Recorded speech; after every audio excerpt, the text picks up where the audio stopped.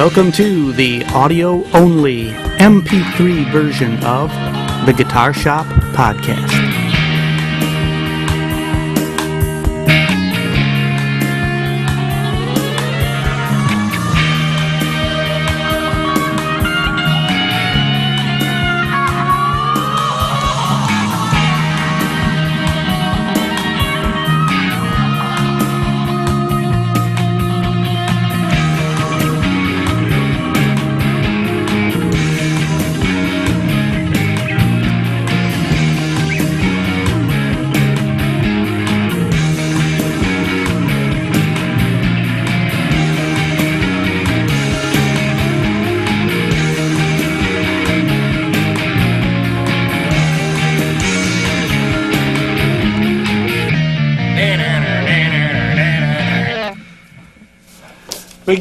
Welcome to the Guitar Shop Podcast. This is Season 2, Episode 3.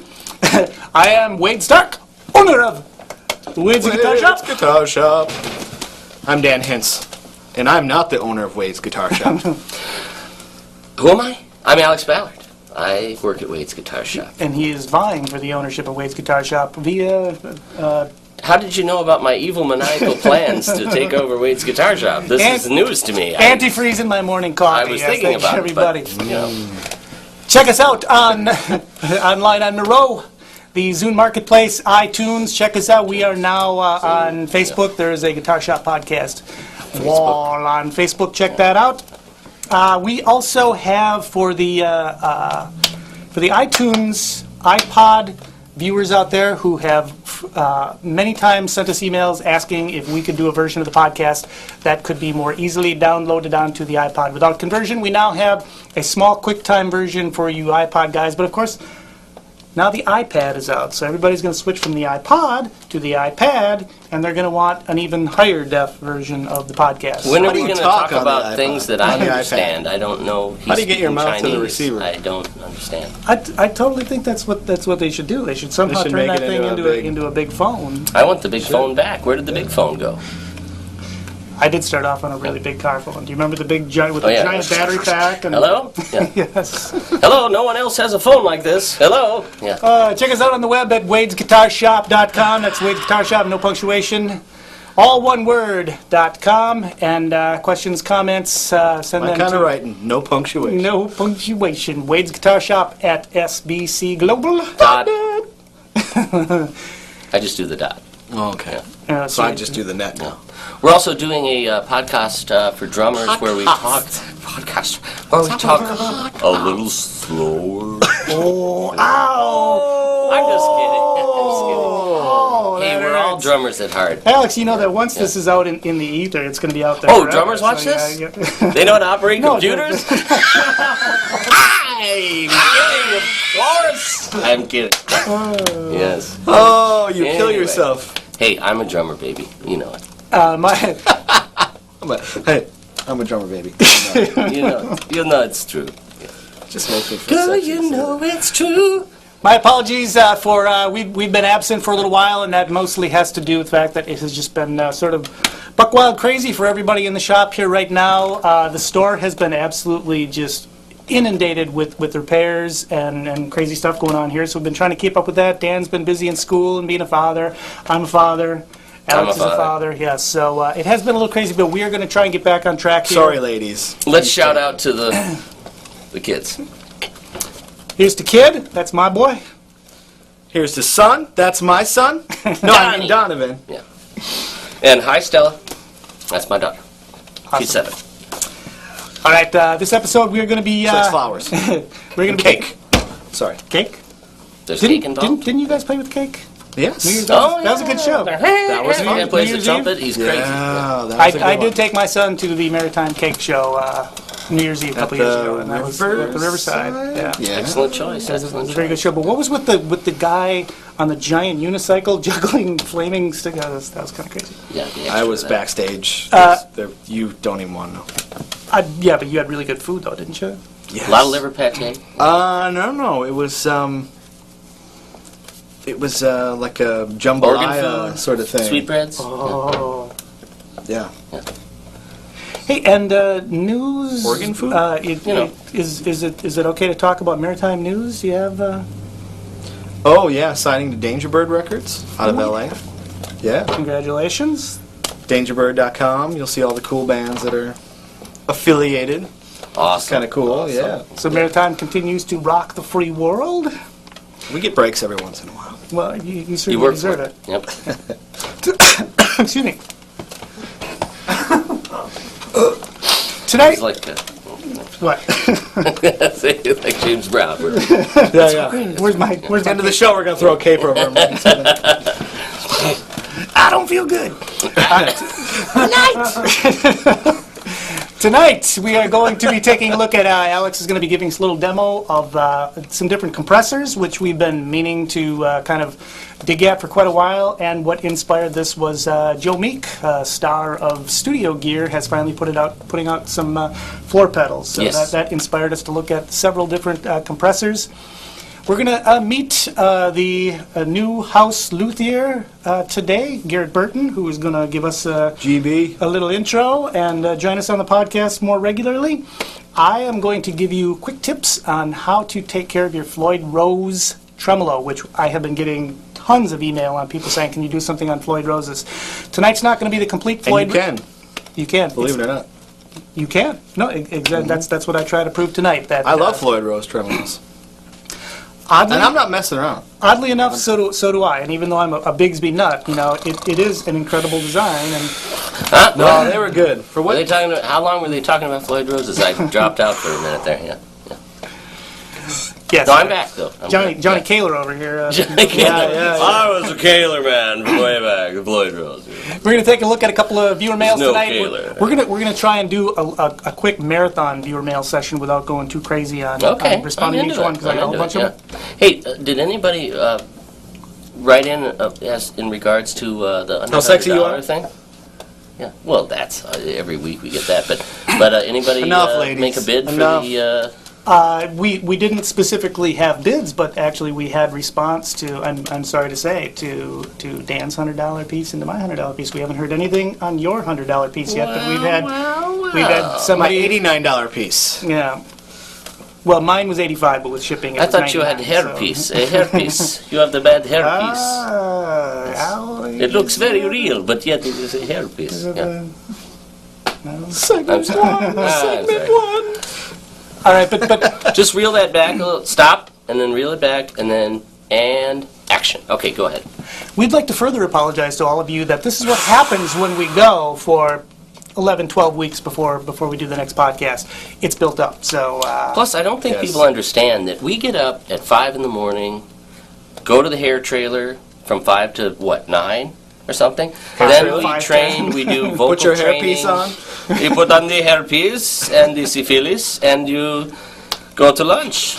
We spend 18 to 27 hours a day here, and it's a lot of hard work. But Hang anyway, on, go ahead. this we can hear the ding, ding, ding, ding. It'll be my mouth moving, and there'll be like rock music playing. It'll be awesome. Yeah. Anyway, go ahead. this podcast has been brought to you tonight by Low Oxygen. I would like to first of all bring up tonight, Alex and I were talking earlier. A number of people recently have been coming to the shop and asking us about the difference between, and we have touched on this before, true bypass and buffered pedals. And we all have probably a great deal more than the average amount of knowledge about these subjects, but we also have very subjective opinions about what kind of pedals go in our setup, because I know we're not all married to true bypass pedals, which I think some people get true bypass No in way. mind. No way. So, Alex, you did a little research on true bypass today, so why don't you kick it off and let's see where this goes. I did a very little bit of research. A very on little it. bit of it. I compiled a lot of information and began skimming, and It's high school. I was crunching for it, and it came together. How's that in a salad sort of- spoon coming down? I wish I could remember wood that shop, teacher's name to give him a shout out. Yeah, wood no technology, buddy. It was not wood Looks shop. more like an Wood arrow. technology. Yeah. Right. What do you guys do? You're not smoking out here. Anyway, are you sanding that spoon, or you're just puffing on marbs? Anyway, what were we talking about? True bypass, No right? idea. That has been season 2, Wayne's episode Guitars. Capcom, the guitar shop. Miro, Yes. Zune, aggregators. Anyway, I think one of the things that I would like to say about, is something true bypass or is it buffered? If it's not true bypass, it automatically colors your sound, and I thought that Meek pedal was not true bypass. I actually called them today, and it is true bypass. That thing colors your sound in a wonderful way, So we were actually talking about different pedals that you're using in your rig that when they're actually turned on, add color to the sound, or do something interesting to it. Well, I was talking about that Yeah. VB2 that I have. Yeah. That I got that I'm in love with, the Boss VB2. Oh, the Boss BB2. And there's Which is, I assume, well, you can explain how there's it an works. unlatch mode. There's a little switch on it, unlatch, latch, and bypass. So there's actually a switch on it where you can bypass the whole pedal. And I'll tell you, when it's in unlatch or latch, that's the best your guitar's ever gonna sound. Right. Because it's going through this analog circuit that adds this warmth and just it just makes everything sound a little bit more natural. You go to bypass, it just sounds dead, like you're missing something. There's no comparison. Yeah, I was mentioning a Mutron. By all means, I'd love to have that in my signal chain. Right, right. Let it ride. Let it. What's that Mutron that we had? Wait. But am I missing a point here that you guys are seeing that I'm not? Aren't we talking about true bypass being when your pedal is off to try and let your signal get through as unaltered as possible? There's drawbacks to that. Huge drawbacks to that. Right, but were you talking about with the VB2 about how you love having it on? But do you leave it on then even when you're not using it in the latched mode? When or? you go to this latched or unlatched, the signal boosts and it gets warmer. So you're actually always going through the pedal, whether you turn the pedal on or off. It's going through this analog sort of circuit. And that's what's or you great can about so bypass even when it. it's off, Yeah. it's sounding better. Exactly, and they're giving you that option on the pedal to go into bypass, to completely bypass it, Right. because they know it's going to color your sound a little bit. Yeah. But it's coloring it in such a way that it's a really nice thing, right? It's a really nice, warm thing. I've talked to a lot of customers about this recently, and one resource you may want to look at is Guitar Player Magazine had a really nice thing on true bypass versus buffered pedals and what it's all about. It was a pretty comprehensive little thing, and I think it was last issue or the issue before. So it's a really great sort of explanation of it. But what the heck was I going to say? Well, in that article anyway, they kind of talk about, like a lot of people say, well, should I have all true bypass or should I have buffered? And some people even say I should have a buffered pedal at the beginning of the chain and a buffered pedal at the end of the chain. And then true bypass in the middle, But what if those pedals don't sound right in those positions? I mean, you have that's a really good point, and maybe you as an electronics guy could explain. But sometimes pedals they do strange things. Impedance things are happening when one goes out into exactly. another. I've noticed with the Boss tuner, there is an impedance thing where it slams the front end of fuzz pedals that would normally sound very kind of spitty, and I've noticed that when I've got the TU2 in front of, I had a full tone 69 fuzz pedal, 6970, whatever it takes. When I had the tuner out, the pedal sounded it was kind of muffled sounding, wasn't a lot of gain to it. It's real subtle. When I put that TU2 in front of it, it was brighter. It was a little bit spittier and nastier because you're pumping the front end with a little bit more impedance in the front end. And it does change the sound. Absolutely. I have a Ibanez chorus pedal. In certain spots, when I hit it, it boosts the signal a lot. It's mostly like fuzzes, though. I mean, other times I move it and it doesn't boost. It just depends on, I'm sure it's buffered. So, and just to kind of explain, I guess there's quite a few different ways that you can do a bypass of a pedal, and there's quite a few ways you can buffer a pedal. And a basic explanation is a buffered pedal, instead of instead of bypassing the circuitry, it goes through the circuitry, and it compensates for the gain lost or capacitance loss going through the pedal. So it actually boosts the signal. But if it's done well, which in the last 10 years, buffered pedals have gotten much better. Some of the older pedals aren't buffered properly or have strange things that occur in outputs and so on. Most modern pedals don't do this, but because I find that you can run buffered pedals into true bypass pedals and true bypass pedals into buffered pedals. Once in a while you'll find something weird and then you kind of got to monkey with it. But as to whether you should run all true bypass or all buffered pedals, in the Guitar Player article, they kind of say it like this. If you were going to run one or two pedals and, cable length from the guitar to the pedals to your amp, obviously, you plug should probably straight run, in your amp, you're going to sound good. Right, It's gonna sound. But what they say is if you're just going to run a couple pedals, then true bypass is probably the way to go. If you're not going to run real long True bypass lengths, isn't like this magic thing where you hit that button and all of a sudden those two cables jump out and they connect together. Yeah, No. see the word, that's the thing. You're is still when you connected break it through down. that switch. Yeah. You're at the mercy of how that switch is conducting. So you're still always going through something. Some circuitry, there's some drag, some capacitance, And you're some relying on that colorization. switch Yeah. being, completely conductive and no capacitance and whatever. With a buffered circuit, it's compensating for anything that any funky stuff. that Yeah, may be. so a buffered circuit So that's what it's designed to do is nowadays what they do is they actually take whatever is measurably lost and compensate for it. So they shouldn't really boost your signal. Amen. They just bring your signal back up to I where think what the it biggest- comes in is the way it goes problem, out. Yeah. The biggest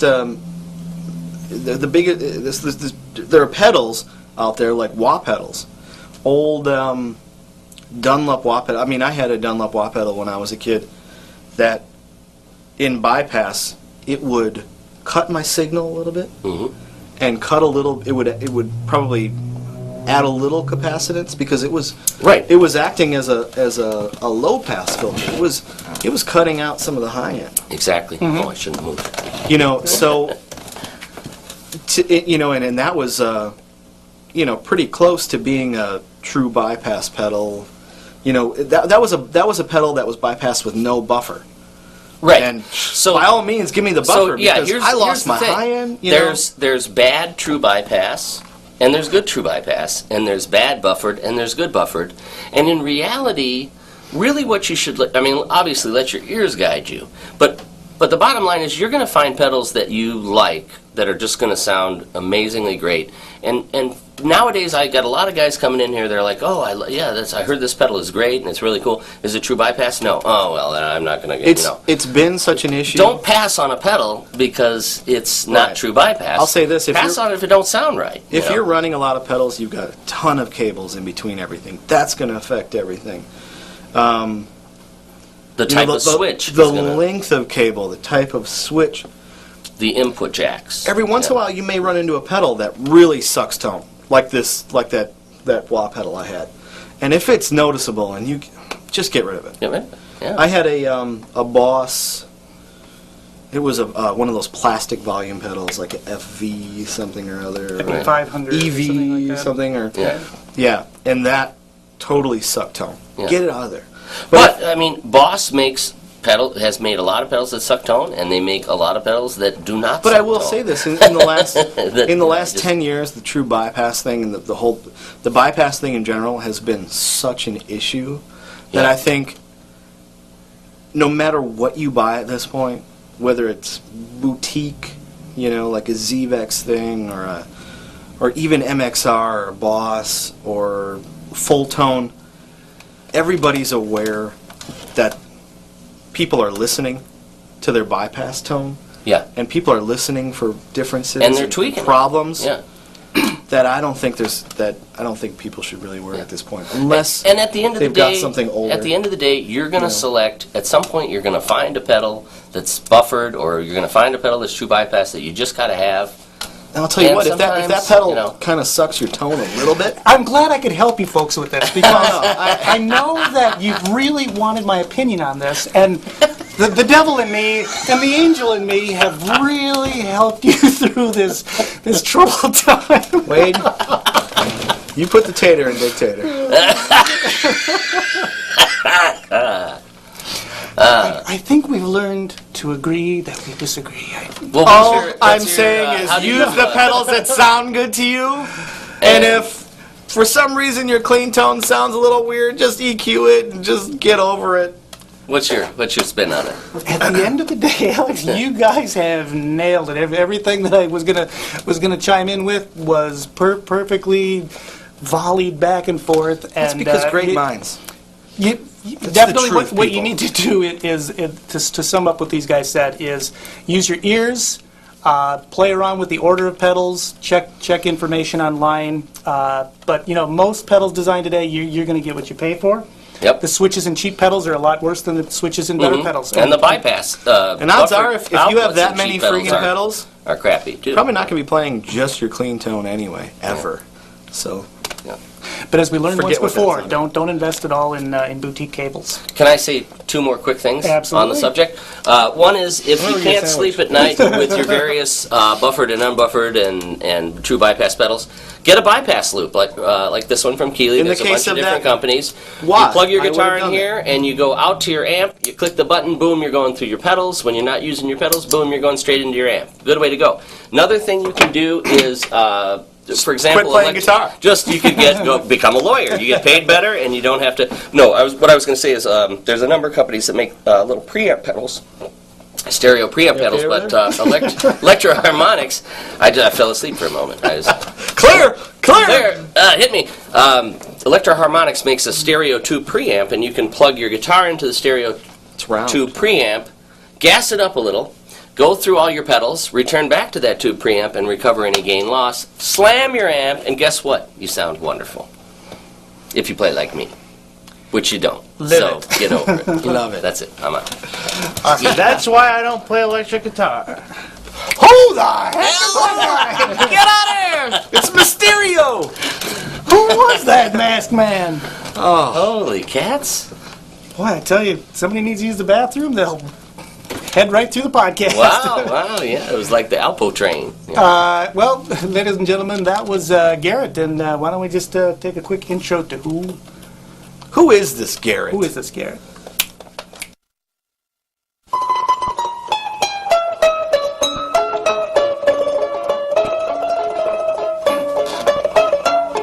I'm Garrett, and this is my 2 minutes.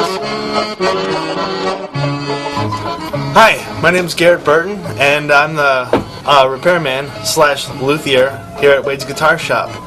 And I'd like to talk to you guys just about myself and about why I like instruments so much. And preferably, for myself, I like old instruments. I like old guitars, old banjo ukuleles, and tamburitas, whatever I can get my hands on.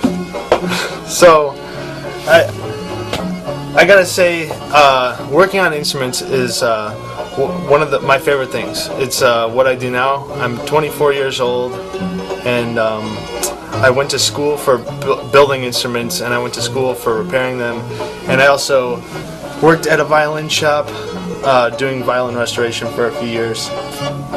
And still, one of my favorite things to do is work on old instruments and restore them and fix them up. And I just have a real love for instruments. So, one of the reasons that I really like old vintage instruments is you find something like this. Now, I really like going to old, finding old antiques at antique stores and going to antique malls, garage sales, rummage sales, etc. And you'll find something like this. Most people would pass this off as something you throw away in the garbage. It doesn't. There's no frets on this. It doesn't look like it's not a real guitar, and it's in disrepair. So, luckily this guy's still alive, and this will be something that I would like to work on. You're doing great. So in the process of restoring these guitars, I use lots of tools, and some of them I will share with you and show you how I use them, how they've been used, or talk about them, how they've been used in other processes of guitar building and repair, and you will get a good idea of what it's like to be able to use a really fine tool to perfect the craft of guitar repair or luthiery. All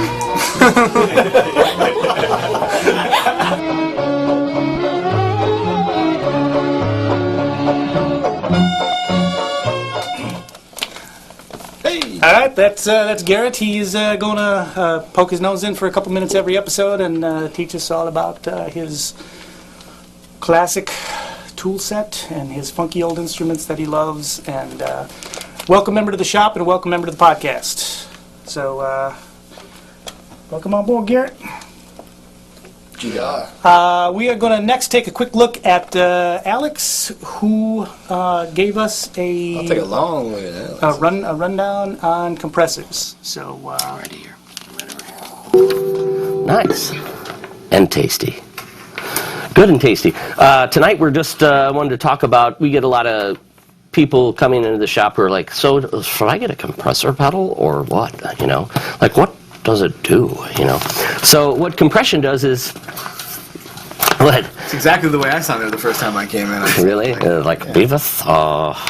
All right, now we're going to get sued by Beavis and Butthead. But anyway, right, people do have a lot of questions about compression, and right, and you know, basically what a compressor is doing for a guitar player is, if you were to look at sound as a waveform, compression just kind of smushes it, and the resulting effect is an increased sustain, and harmonics that are kind of floating around up and above and down here get sort of smushed in there, and you get kind of a thicker, richer, more sustained tone. Dan, if you could show them what it sounds like when you play a riff without the compressor on.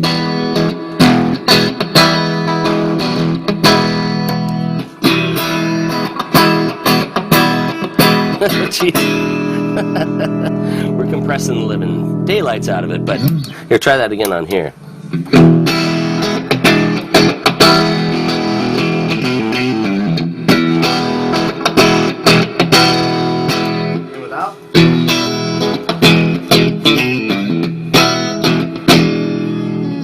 So the idea is just to give the sound a thicker sound and more sustained, kind of beef it up a little bit. And we just wanted to just sort of be a few sort of new and interesting and wonderful guitar pedal compressors. And one of the most popular ones that we see around here, or that we get asked about around here, is from Keeley Electronics, and this is the Keeley 2-button Delio compressor, which is awesome. I mean, it's just a great overall, it's one of the best pedal compressors you can buy.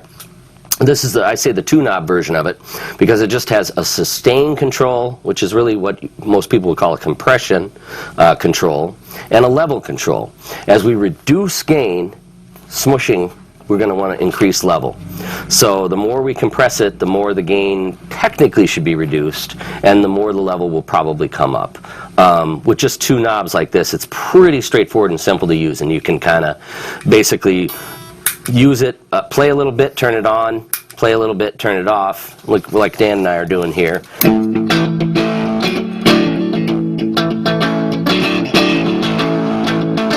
And kind of find a sound that you're looking for. This is probably one of the easiest to use, because you just have sort of 2 knobs here. And then over here we have 3 different compressors. This is the 4-knob Keeley, which gives you the additional feature of a clipping or input level control. So he's playing a sort of a vintage output Strat. If we had a real high output pickups, we could turn this this clipping down a little and hit the compressor a little softer. And there's also an attack control. And what the attack control does is, that's how quickly the compressor responds to the input signal coming into it, the guitar signal coming into it. So with guitar, you have a really bright front end of the note, like what people call the transient of the note. And that's going to just go from 0 to the peak of the signal, and it's going to hit that compressor, and it's probably going to cause the compressor to kind of, what people call pump, or it's going to cause the compressor to reduce gain sort of radically. So sometimes that's the desired effect. Let me run you through the Keeley here with a real fast attack time. Listen to just the front part of the note when he plays now, a riff just clean, you know, without. Now now I'm going to put the Keeley compressor on with a real fast attack time. Here on the front part of that note, the percussive part of that note gets grabbed and pushed down. And it gives you a nice, thick, dense attack.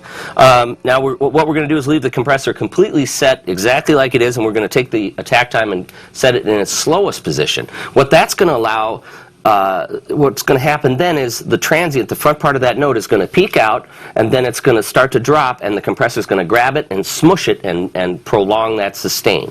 So now we'll try to do that with it off.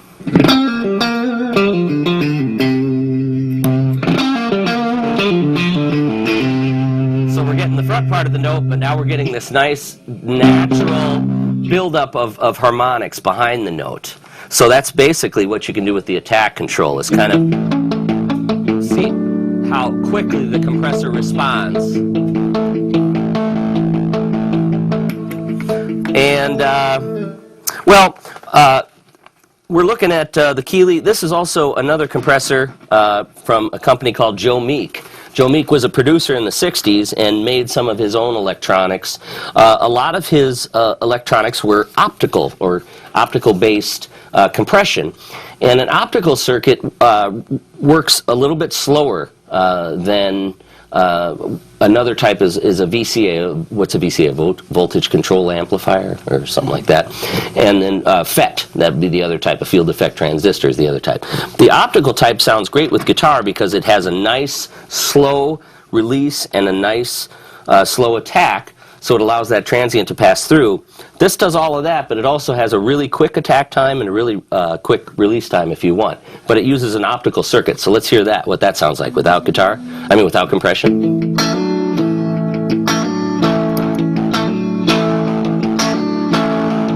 You can barely hear it's working, but it just smacks it down, makes it richer.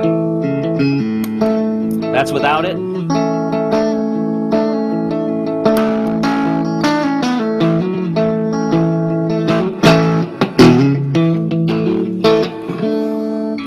So it's just taking the quiet stuff and kind of pushing it up a little bit. I like this if you have a lot of different guitars with a lot of different output levels. You can just use it has an input control, just like on the Keeley here, this clipping control. You can kind of turn it up and down with the different output pickups you have and kind of leave it just sort of set. And I guess, you know, the other controls on here, there's a slope control, which is, I think, a Meek term basically for I think what a slope control is what most people call a ratio control. And just the ratio thing is basically if you, a 2-to-1 ratio would mean if you hit this this at 10 dB and the ratio was set to 2-to-1, it would go, the volume would only increase by half. You know, a ratio of 2-to-1. So that's what a ratio is. You know, there's 2-to-1, 3-to-1, 4-to-1. It's just a basic equation that lets you know how much gain reduction is going to happen. And that's pretty much it. You know, input, output, attack and release, which is again nice for tweaking and stuff. And anyway, we have a third compressor here from BBE, which is based, I think, on an optical circuit as well. And this one's kind of more vintagey sounding, but has kind of a cool vibe to it. So if you just want to, we'll just go out with that. That's Compression 101. Go ahead and play a little.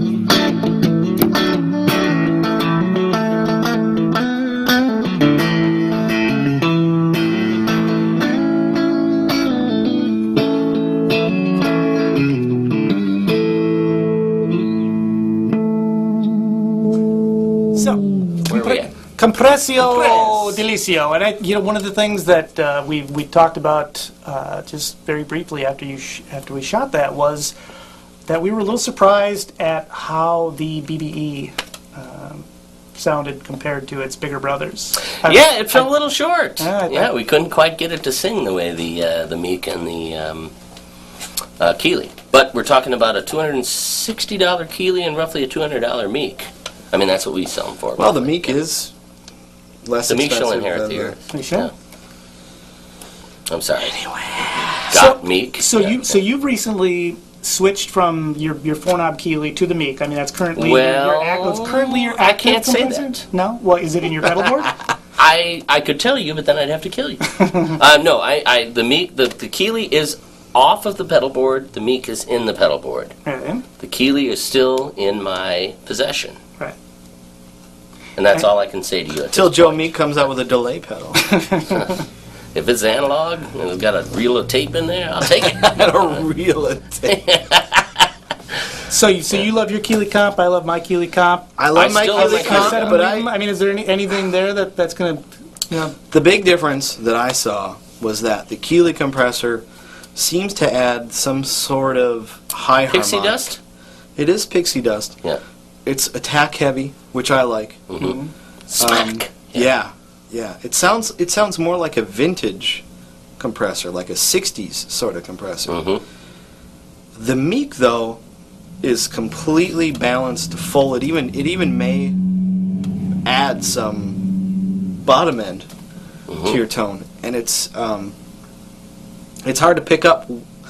I mean, you can tell it's working. You can feel it. Yeah. You can feel that When it's you're playing, working. right? You can feel it when you're playing, yeah. But it tricks the ear. Yeah. It's know, pretty good. Yeah. Which is, I mean, that's huge. I mean, some people want compressors that are working and they're really discreet and they're really well, the floor, under the radar. You know the what floor I mean? cue Like, has a separate preamp section in it, right? Yeah, it has a JFET, what they call a JFET preamp in there, and if you take the input and turn the output all the way down and take the input and kind of pump it up and turn the compression all the way down and just sort of use it as like a line driver, it's got this nice, rich, crispy, crunchy, a little bit of harmonic saturation to percolating it. saturation that's just real subtle and real nice. And then you throw a little optical compression at that and just kind of spank it out, and then all of the harmonics come in. I've been monkeying with this thing now for a couple weeks. Not day in day out, but just Right. a few minutes here and there, and I'm just really kind of discovering it. But I guess the thing about the Meek that I like is I can quickly switch between radically different output pickups. And sort of make it work by just using the input control. With the Keeley, nothing can touch the Keeley with a Telecaster or a Strat vintage output pickups. It just doesn't get much better than that. There's a thickening of the harmonics that is just really tough to get. But you plug a Les Paul into it with a JB in the bridge, and it just kind of freaks it out. It can't really do it can't do higher output pickups. You can cut the clipping way down. Yeah. I mean, I could make it work, but it took me a little bit of tweaking around. The Meek, I can kind of seamlessly go back and forth from different guitars by just sort of adjusting the the Meek output. seems like it can handle anything. It pretty much can, yeah. Oh, and the other thing, just in real It's basic almost too scary. experimenting. Like it doesn't bleed and you can't kill it. That sort Yeah, of thing. it's the I term. don't know. I'm a little Yeah, suspicious. right. It's Predator, You know, totally Predator compressor. But yeah, for a 12-string, for an acoustic, for a bass guitar, there's nothing in a pedal form that can probably touch it. Yeah, you need one in a Yeah, studio. you really sort of need one. You need one. And, I mean, and that's the especially thing. for I mean, guys- honestly, I can't 100% say that the Keeley's going to go away because I can kind of get. I don't know. I like to that do Meek, that, but my Keeley, it's like a baby blanket sort of thing. I'm just addicted to it. it's pretty sweet. I'm afraid of change a little bit, but the Keeley's I know kind of that freaky Meek though too. would. When you first use the Keeley, sometimes it's like, whoa! It's like I can hear it really compressing my signal. That kind of freaks me out, But after you get used to it, because I was using a Boss CS3 or whatever. Oh, yeah, heck that's that like- was Well, that's for a what I long used to time. use too. In my R2, you 1, were 2, you were the one yeah, that said put your yeah. Keeley And I in put it- front, set it, and leave it. Yeah. And Yeah. that's but Never the, goes up. The thing that happened when we first started, like I think all sort of obsessing about compressors a couple years ago, was that we wanted them to be as transparent as possible. Right. And what I've definitely picked up from all of this is none of these compressors are completely transparent. They all do their own little, you're talking pixie dust, they all do their own little bit of magic. That Keeley adds a little bit of pixie dust. Yeah, no, I agree. There's Yeah. something about it, but Yeah. I think the Meek is doing something too, and I think if you really got into a relationship with it, The Meek is like drive gourmet. in. That's like it's like a 5-star. Meal and the Keeley is I don't like know, a I big kinda- I fat kinda triple like my- cheeseburger yeah. with fried onions and no, it's I good. kind of like my right. $9 big cheeseburger. $9 big cheeseburger. It's not- Right, it's I buy a not fast $30 food meal, but like a the $10 Boss. meal is good too. Yeah, right. it's Yeah. just like No, they're both good. I mean, and here's the thing. I mean, to me, there just wasn't a whole heck of a lot out there. I mean, there's some people that Sometimes tout certain vintage compressors like the Ross or whatever, which, by the way, the what was the one we tested out? The BBE is supposed to be based on that Ross compressor, and it uses the same circuit. Like, it's very close, apparently. But, I mean, my recollection of a lot of these old... Keeley is which the is the Ross Keeley, as but, well, yeah. But I think the point is now, in the last 4 or 5 years, we're starting to see some really good pedal compressors that really kind of, as people have been working in the studio, playing guitar in the studio and home studios, using sort of higher-end rack compressors, they start to go to the, like, why doesn't somebody put this in a pedal, And that's what you said to me. I said, Meek or Focusrite or one of these companies should make a freaking guitar pedal. And you were like, hey, Joe Meek has got this pedal. And I asked you, too, no way. Yeah. So what's stopping me from getting this, like, a rack mount compressor? Like, if these compressors are so good, these Joe Meek, like, why don't I get a one-space compressor? Because I leave it on all the time. Why don't I do that? And you're like, I don't know why you don't. Yeah, you should just go for it. Yeah, right. Well, yeah. Well, in all fairness, but I mean, I guess that if the Joe Meek were made in the United States and hand wound, would it be a $500 pedal? It's made in China. In China, right? It is true bypass, but it's made in China. Where was it designed? In America. I guess in England, actually, it's PMI Audio, and Malcolm Toft is the designer. He's one of the... Malcolm Toft. Bond, James Bond. But no, he's one of the guys that started Trident Audio, which is, a lot of the 60s British consoles and stuff like that. Yeah. These English people. Yeah. But anyway, he's a mad genius. Shout out to Malcolm Toft. Send me my A range, baby. But anyway... I've only been stalking you for 10 years. Send him the restraining English castle. What I don't even know what we're talking about. But anyway, yes, studio compressors have I don't think we were talking about anything. In pedal form. We're starting to see it now, and I think we all appreciate it. So with that, I will go lay down in the basement. All right, let's jump on to my quick Floyd Rose trem tune-up. Hey, we've had lots of requests from viewers on techniques for tweaking Floyd Rose tremolo systems. We're not going to go into a complete Floyd Rose setup tonight, but the biggest problem with Floyd Rose is to getting the tremolo to sit flat. So that's what I'm going to show you how to do tonight, and it is super easy. Things you need. We have a little plastic device here called the tremolo lock, which is just something that sits back and allows the tremolo to rest on that and sit flat. But it's about the thickness or a hair thicker than a popsicle stick. So feel free and come up with whatever you need. And basically what that's going to do is sit back behind your tremolo and hold it in place while it's sitting flat.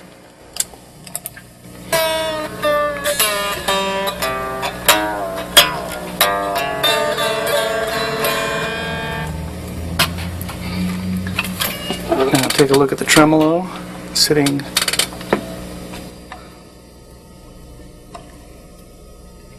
And I'm putting extra tension on the tremolo springs in the back to take it way beyond where we need it tension-wise.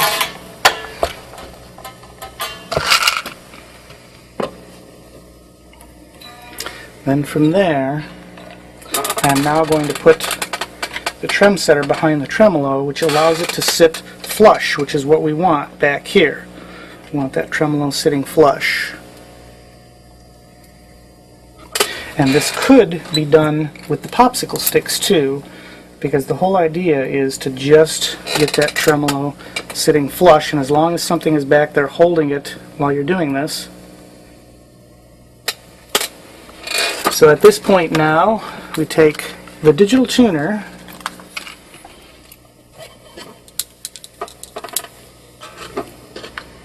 and we tune up to standard tuning, or whatever your particular tuning is going to be. For some of you, this may be D to D, it may be drop D, it might be standard tuning, but we are going to get it into tune now.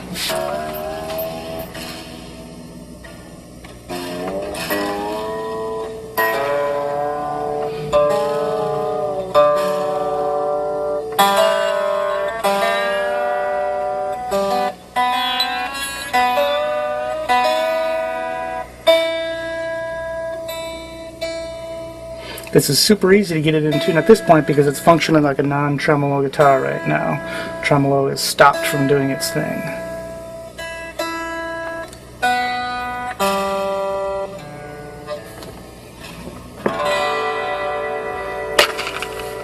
Now what I'm going to do is loosen the springs in the back that I tightened up before until our little holder falls out on its own.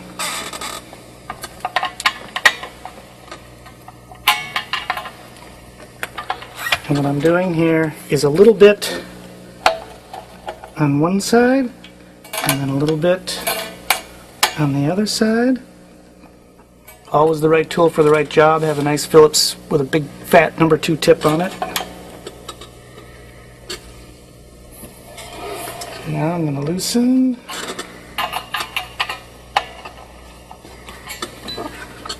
I'll feel that stick. That's out. Actually, I'm going to double check my tuning now.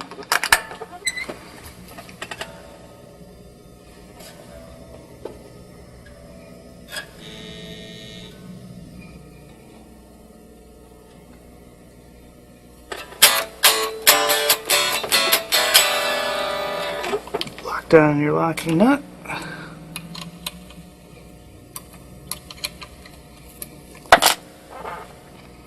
Don't need those. Tremolo is nice and flush. And you're ready to go. So, as you said, Dan, totally doable. Yes. Yeah, absolutely. Was that a mullet or was it a wig? I mean, I couldn't tell. It looked like a mullet. That was a trem Was it a mullet wig? Well, I'll, trem setter. I'll try and do it in post. I'll give myself a good metal hair dryer. You Apparently, know- that's what you're making reference No, to. just that, one of that people who play Floyd Rose have. Is that what you're saying? No, I'm just saying that like haircuts and tremolo systems are synonymous with. I don't know what I'm saying. All right, so he's taking a shot at drummers. He's taking a shot at the Brits, and he's taking a shot at. Oh, let me take a shot at trim setters. You can make a trim setter out of a syringe and a little bit of oil.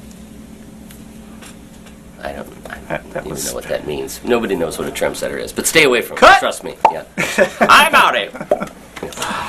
Yeah, so really not that much to it.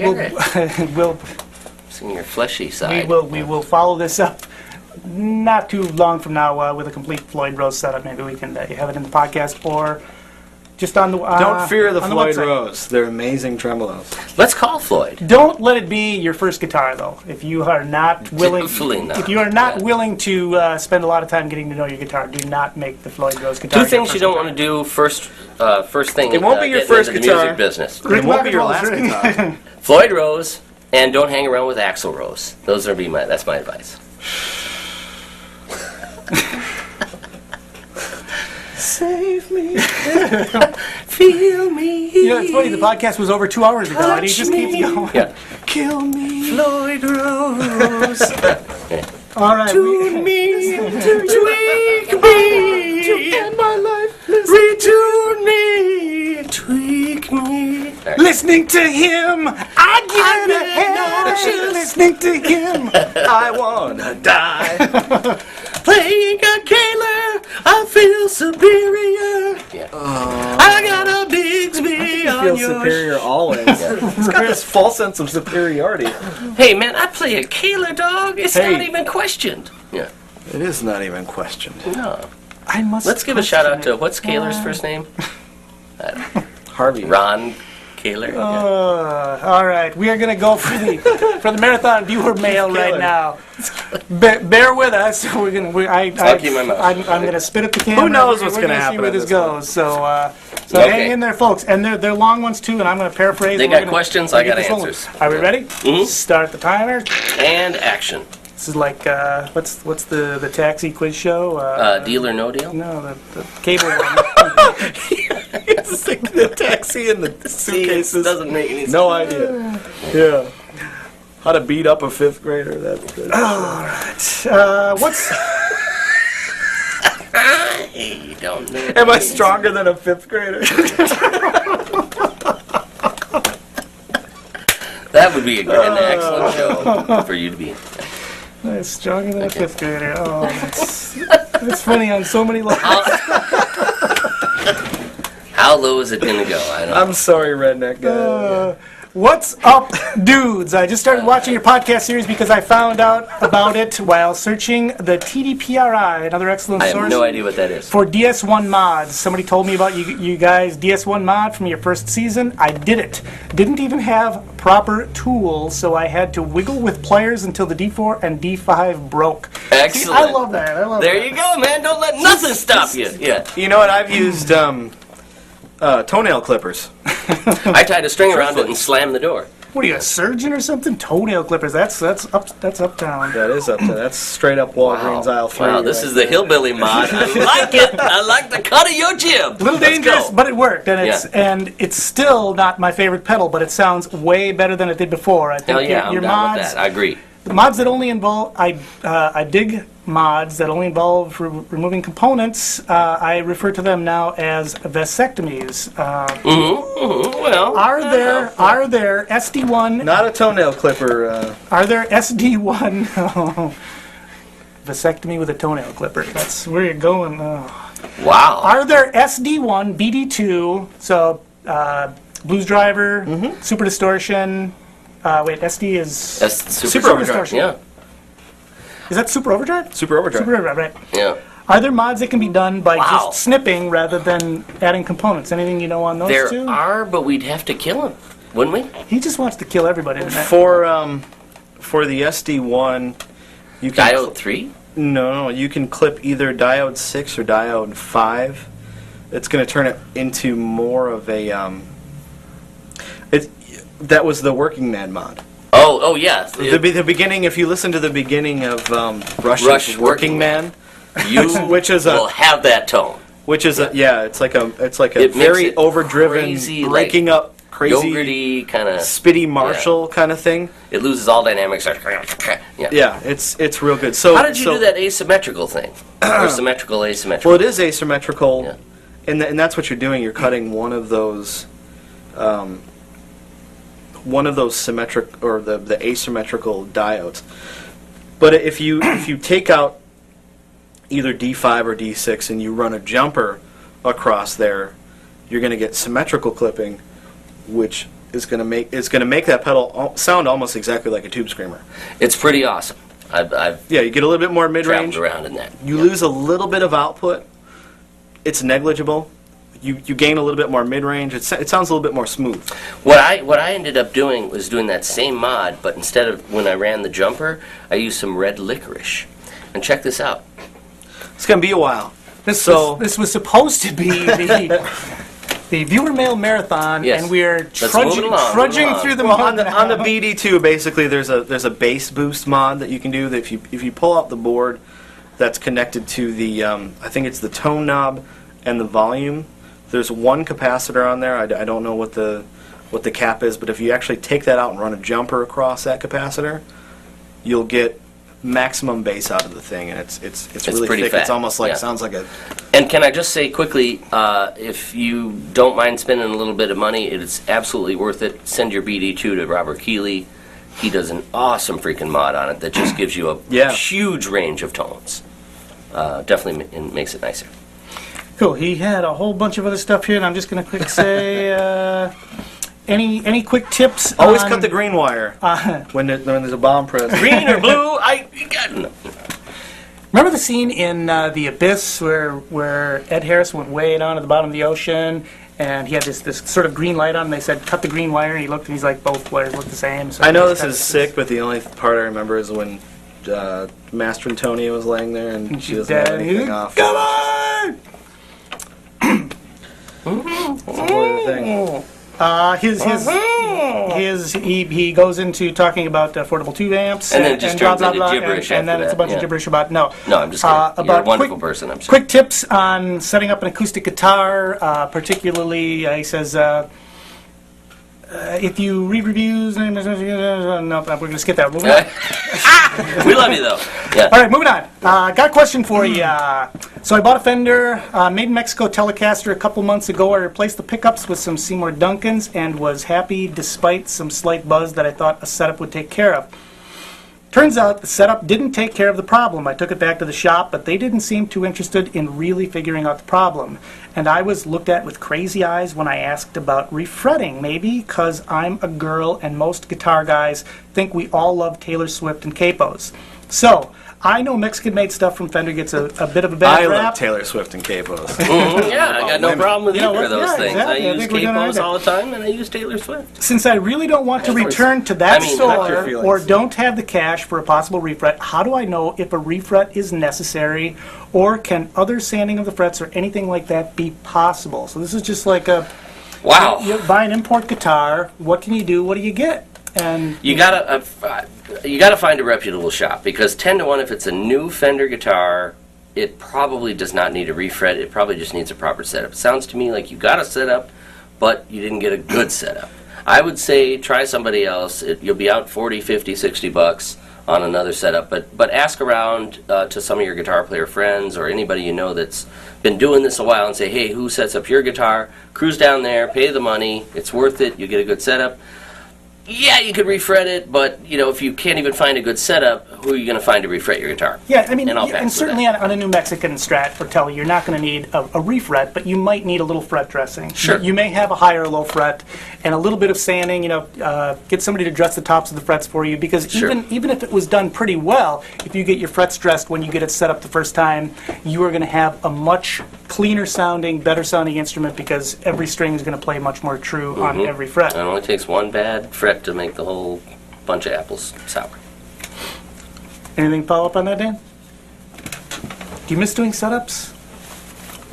Yes, I do actually miss doing setups. It's funny, we were all dreaming the other And- day when you came in to visit that if it got really crazy that you'd be like the guy who had your baseball glove in the car, and I all would of a do sudden it. there's a team like, oh, we need a center fielder. I got my glove. You would have jumped in, and Give me a call. I'll be here in 10 minutes. awesome. Pickup height. Could be pulling that string down. Yeah, Pickup height. I mean, I've back bow just a hair. owned and still own a lot of Mexican-made Fenders, and haven't had much any problems with frets. So yeah, good setup. Check the pickup heights. I mean, the magnetics of the pickups can pull on them funny and interact with the frets. And crappy strings. We have a saying around here that when everything else fails, it's bad strings right out of the pack, even expensive. Just try strings. restringing it. That might be Yeah. the simplest fix. You might get a bad set of strings. But for those of you who don't exactly know what a setup is, I think we've gone over it. But basically, a setup, you're going to adjust the playability. You're going to adjust the nut. You're going to adjust the neck. You're going to adjust the saddles, both up and down and forward and backward to correctly intonate it. You're going to adjust pickup heights. And yeah, sometimes frets don't line up perfectly, and you can kind of work around them. Ideally, when we talk about a fret level, that's where we're planing all the frets flat so they're perfectly equal, and then you go over and you crown each one, put a nice crown in there. Bada bing, bada bang, you got a great playing guitar. But yeah, your bottom line, you got to find somebody who knows how to do this kind of stuff. It's few and far between a place like this. You got to find a place like our guitar shop here. There's probably under 6 places in town that I would trust to do any of those types of things in a city of 600,000 people. So depending on where you live, there's got to be somebody who comes highly recommended. You got to find that person and hook up with them. I think with any Fender you get though, there is a certain level of. I mean, every Fender I've ever had has weird sort They're a of little tweaky. buzzes Yeah, here and there. tweak, yeah. That's kind of the character of a Fender. I don't know what it is. I don't Embrace know the what- buzz. Yeah, why it's different from a Gibson, but I mean, take a Jazzmaster or a Jaguar. Yeah. I mean, Yeah, you I can don't know what your attitude problem can with dial Taylor out Swift a lot is, of it. or Fender. No, just kidding. But I think to me the Fenders have a character. It's just I don't know. It's kind of the novelty sort of.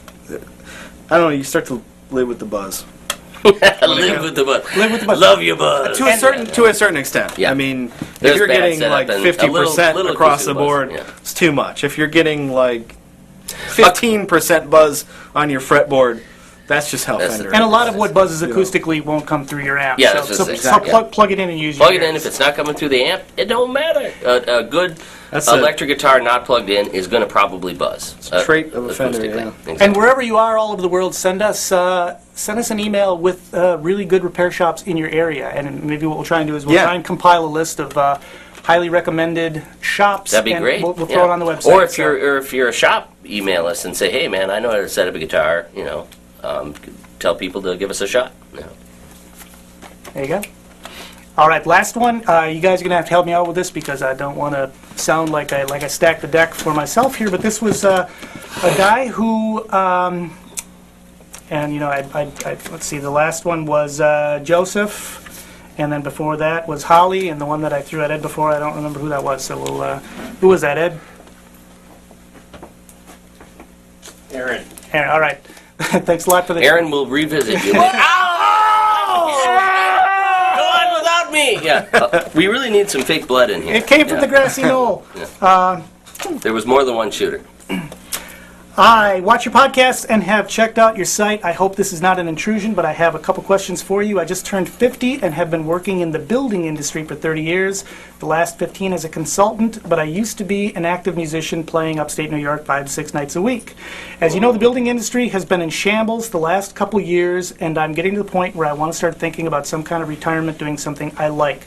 I have always wanted to have an operation very much like what you are doing now. I almost bought into a music store, blah, blah, blah, but basically he wants to know, our advice on, what and how he could start, a guitar business. And the reason why I wanted to bring this up in front of both of you guys is because the answer from me that I would like you to elaborate on is the idea that you got to have people who know what they're doing, who like what they're doing, and are willing to pass on, that good feeling about, working on guitars, selling guitars, buying guitars. That you don't get into a business that you're not genuine about, and that's one of the reasons that I've Exactly. always appreciated having guys like you around the shop. Garrett's been with us for about 9 months now, and he is one of those guys who absolutely loves guitars, and that's one of the things that I want to convey to this guy. So whatever you can say about those kind of inspirational words. That's a really good point. I mean, Garrett's been with us 9 months. He's a luthier. He's come into the shop before. He worked here many, many times and had numerous wonderful conversations with us about various guitars, and that's how he got the gig. Right. There were other people that probably would have been good sales guys or whatnot, but the person who was the right fit was the guitarist. Right. The luthier.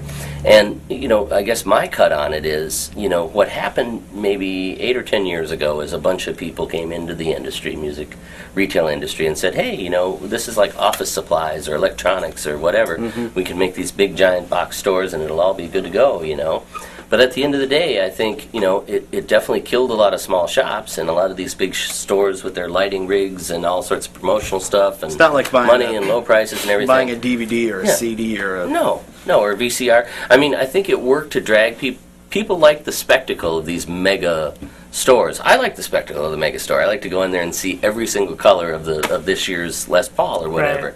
But at the end of the day, I don't want to buy a Les Paul from somebody who doesn't know the history of the Les Paul or doesn't know the electronics. We got a call today. Doesn't know how to actually. fix it. Doesn't know how to fix it. We had a guy who called today who's putting together a Les Paul, and he was like, I want to find a shop that can do the wiring on a Les Paul that's like the correct wiring, and I want to get recommendations on what kind of PAF, who makes the best PAF replicas or whatever. And I was like, okay, you're talking to the right shop. Now we can do that for but it's like you don't But go that's to the Best thing Buy is people have learned that they can't rely on everybody to give them that advice, and they can't rely on the majority of shops. I say shops loosely. I mean, little shops like this are getting harder and harder to find. That's for sure. Right. Yeah.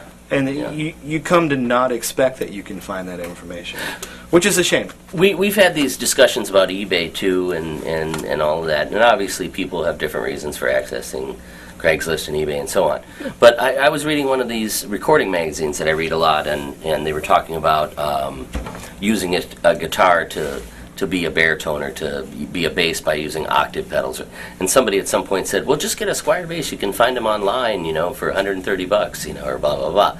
And it made my skin crawl a little bit because I just sort of wanted to say, hey, look, you can find, most of the time you're going to find a guitar in a guitar shop for about the same price, really, as you're going to find it online. Maybe it's a little bit cheaper, but you don't have to pay for shipping. And even if it's a little bit more, don't you want to have a relationship with somebody who can say, hey, I mean, we have so many people who come in here and like, oh, I bought that guitar, and we know the freaking guitar, we know the issues. Right. We're always going to help them out, whether it's, we charge them the regular fee or it's under warranty or whatever, But Plus, you can play it. I mean, just this sort of blanket thing like, oh, you can get those online. Well, that's great.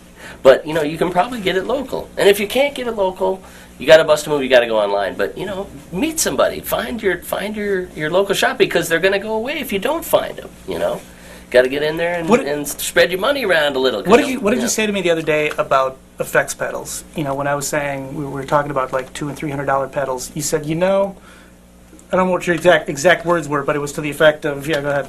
What I said was, it's getting to the point where I've become comfortable going into buying any sort of effects pedal that you're going to spend at least $200. And I'm fine with that. There's so many good things out there that are $200 and up. And it just the stuff that falls underneath this is just falling short in quality. I mean, I don't know. Right. Well, so the idea that I want to go out with here is, and this is Joe Stoddard, go into it enjoying what you do, and take it seriously, and people are going to pick up on that. Carry decent product, which is what you kind of said you wanted to do, and don't have the cheap junk in there. Well, that's the thing too. I mean, I guess when now that you bring it up, yeah, you're spending $200 plus because you're buying these pedals that are actually handmade, or they have a little soul to them, and I think that equates to the shop as well. You're buying a pedal from that somebody builds out of the like just because they're into it and making almost nothing out. Oh, right. Out of, most of these small pedal manufacturers are not living high on the hog. They're doing what they like. Hand wiring the stuff, they have a and they're passion selling about it to places like this. And you know what? It's worth the extra money to get a quality piece of equipment, and it's worth a little bit of extra money, to. I don't know. I mean, what, you're going to buy a Squire bass for $130 online, never played it, you're going to get it, you're going to play it a few times, poking out, you're going to, you might as well, you're going to go, the Squire basses. Come to a shop like this, where we spend set $200 ready to go. On a bass that's set up by human, And if a week later you have a problem with it, we'll tweak it for you. They take care of you. Yeah. This is why I had to have these guys back. This is the beauty of the Guitar Shop podcast. So, Joe, support your local shop because they can do it. There's got to be one regionally. If you want to keep playing guitar, get it, rock it. Joe, you ain't gonna a local good shop is your salvation. If anybody out there besides Joe's thinking about opening a shop, you ain't going to get rich doing it, but go into it because you like doing it, and people will pick up on that, and you will make a living. I also want to do a quick shout out to, I heard some bad news that Henry's Music up in Appleton is being forced to close the doors, and that is a tragedy because that is a great shop.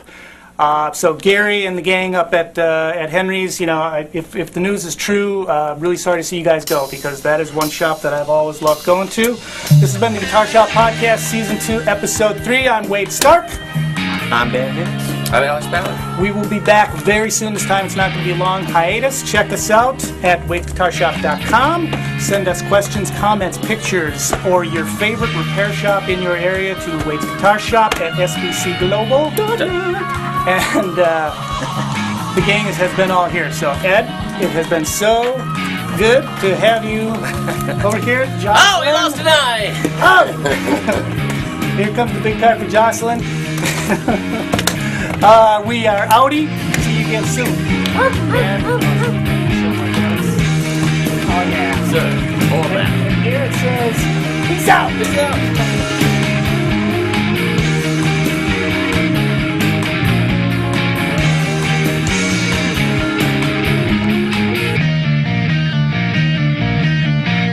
If we killed Wade, I'd have to listen to how I was cooking him. No, because I cut your head off. and if you kill me, Wade'd have to listen to how he's cooking me wrong. You can't put